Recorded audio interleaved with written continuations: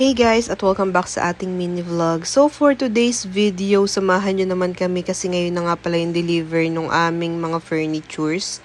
Nakatatlong daan nga kami dyan guys dahil puro may vertical nga pala dito sa amin and hindi kakasya. Kaya mag-a-unload muna sila dito sa may kanto para makadaan nga yung pick up at babalikan na nga lang yung iba. Umorder nga pala kami dito kay Ma'am Jenny. Ipa-flash ko na lang dyan sa screen.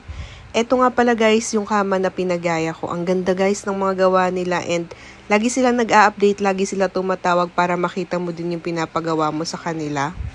Sobrang pulido din guys ng mga gawa nila and ayan, kung ano yung pinag-usapan na date, dun talaga sila magdi-deliver. Medyo na-delay lang sa amin ng 2 days dahil nga may nilakad yung asawa ko at walang magre-receive kaya ayan. Eto naman guys, yung aming dining. Grabe, sobrang kinis guys nung gawa nila. Ang ganda talaga. Ito naman yung chair ng aming dining table. Tignan nyo, ang ganda, o diba? Pwede yan guys, magsisend kayo sa kanila ng pictures ng gusto nyo ipagaya and pwede din kayo magpa-quotation sa kanya bago kayo mag-order. At yung mga design nga na to is ako mismo yung nag-search sa internet at pinagaya lang talaga namin and kita nyo naman guys, ang ganda ng kinalabasan. Kung gusto nyo rin guys magpagawa sa kanila, ipa-flash ko ulit dito sa screen yung Facebook ni Ma'am Jenny. And i-check nyo na lang doon guys para makausap nyo siya. Nagdi-deliver din pala sila guys. Ayan. Dineliver nila dito from Pangasin. Ilang araw after ma-deliver yung furnitures, eto nga at umalis kami. Dahil kailangan nga namin ngayon magpa-congenital anomaly scan para kay baby. And eto na nga, waiting na ako kay doktora. Sobrang bilis lang ditong mag-wait guys, as in. Kapag nakaschedule ka kasi sa kanya ng 1:30 talaga ikaw na yung nakasalang. And eto na nga yung aming baby. Nung una nga guys is medyo pahirapan talaga dahil nakadapa nga siya. Medyo nagtagal nga kami kay doktora dahil hindi niya masyadong makita yung kanyang face. May pagkamasungit nga ata si baby dahil sobrang tagal bago niya talaga ipinakita yung kanyang face.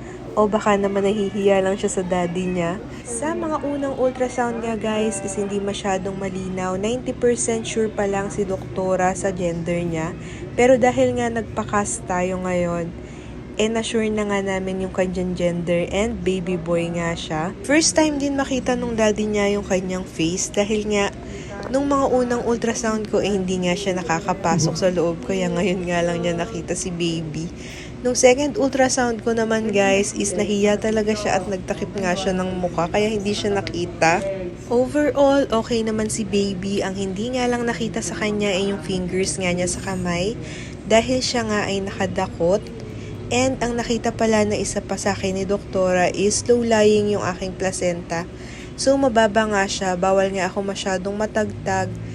And bawal mapagod. Buti na nga lang guys, yung asawa ko is naaasahan ko talaga sa gawaing bahay. Siya na kasi yung namamalengke, siya na ang naglalaba at siya na rin yung nagtitiklop ng damit namin. Halos wala na nga akong ginagawa dito sa bahay kung hindi kumain at matulog na nga lang. Sabi nga ni doktora, kung tataas nga yung aking placenta is may chance na ma-normal ko nga si baby kapag nanganak ako. Kaya for follow-up pa nga tayo ulit ng check-up for monitoring ng placenta sa 35 weeks. And guys, nakalabas na kami kay doktora and confirm na nga yung kanyang gender, okay naman lahat. Ang hindi lang nakita sa kanya is yung fingers niya sa kamay dahil nakaganyan siya. So yun lang. And papabasa namin to bukas sa aming OB. Ngayon kakain muna kami ng lunch. Tuwan-tuwa yung asawa ko. Kasi sa boy talaga. Boy talaga siya guys. Tama nga si Doktora Santos. Boy talaga yung aming baby. And ayun, okay naman lahat. Ang likot niya, nagtatago siya kanina. Pakita ko na lang yung video sa loob. Nagtatago siya kanina guys. Ayaw niya magpakita ng muka. Nakatakip kasi nakadapa siya. Pero nakaano na siya, nakasipalik position na siya. So, ayun. Sana lang magbago yung aking placenta kasi medyo mababa daw. Yun lang yung nakita naman ni doktora. At dahil nga 2:04 na, ngayon pala kami magla-lunch. Dito na lang kami kakain sa may Jollibee. Nag-drive-thru na lang kami, guys. Ayun, kain muna kami. Hindi pala kakain. Mag-order muna kami. Sa bahay na kami kakain. And yun lang, guys. That's it for our today's mini vlog. Ayan, it's a boy. It's a baby boy. And yan lang. Sana nagustuhan nyo. Please like this video at mag-subscribe kayo sa ating YouTube channel. Follow nyo rin kami sa aming Facebook page.